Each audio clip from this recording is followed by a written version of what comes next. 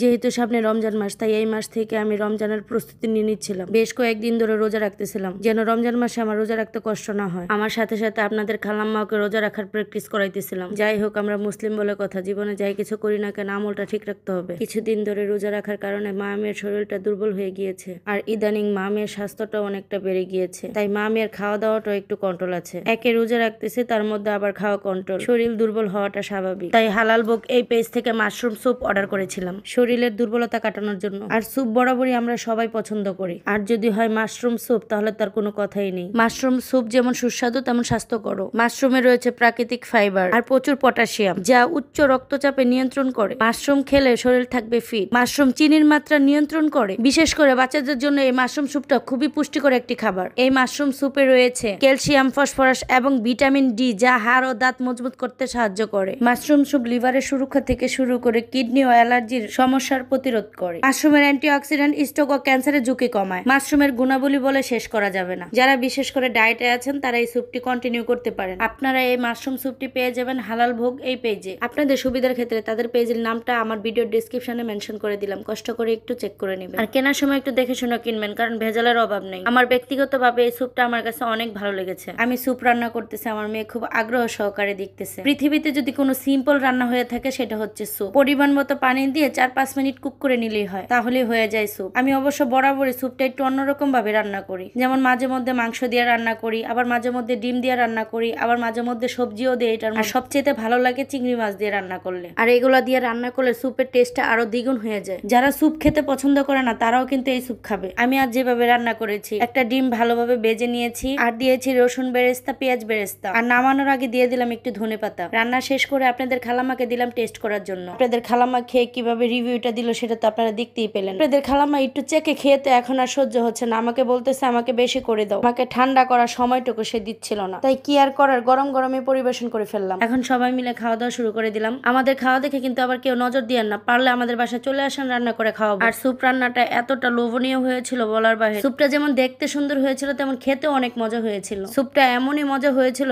কেউ কারো দিকে তাকাচ্ছিল না, শুধু খাচ্ছিল আর খাচ্ছিল। আমি তো তাদের খাওয়া দেখে দেখছিলাম আর বলছিলাম আমার খাবার কেমন হয়েছে সেটা রিভিউ দিতে। যে সবাই মিলে আমার খাবারের খুব প্রশংসা করতেছে, এটা দেখে কিন্তু আমার বেশ ভালো লাগছিল। তাদের খাওয়া দেখে আর রিভিউ দেখে আমার তা সহ্য হচ্ছিল না, তাই বিসমিল্লাহ বলে শুরু করে দিলাম। আলহামদুলিল্লাহ, আমার ঘরে তো আল্লাহ তাআলা একজনকে দিছে, যা খাবে তার বাবাকে ফোন দিয়ে তার দেখাতে হবে, না দেখালে তার পেটের ভাত হজম হয় না। শুধু যে পেটের ভাত তা কিন্তু না, তার কোনো খাবারই হজম হয় না তার বাবাকে না দেখালে। অবশ্য ওর বাবার এই খাবারগুলো দেখাইলে লাভই হয়, কারণ ওর বাবার কাছ থেকে আমি টাকা নিতে পারি। হাই হাই রে, কথা বলতে বলতে আপনাদের সাথে বলে দিলাম, তাহলে তো এখন এই ভিডিওটা দেখলে আমাকে টাকা নাও দিতে পারে এখন থেকে। যাই হোক, আমার আজকের ভিডিওটা আপনাদের কাছে কেমন লাগলো অবশ্যই কমেন্টের মাধ্যমে জানাবেন। আজকের মতো আল্লাহ হাফেজ।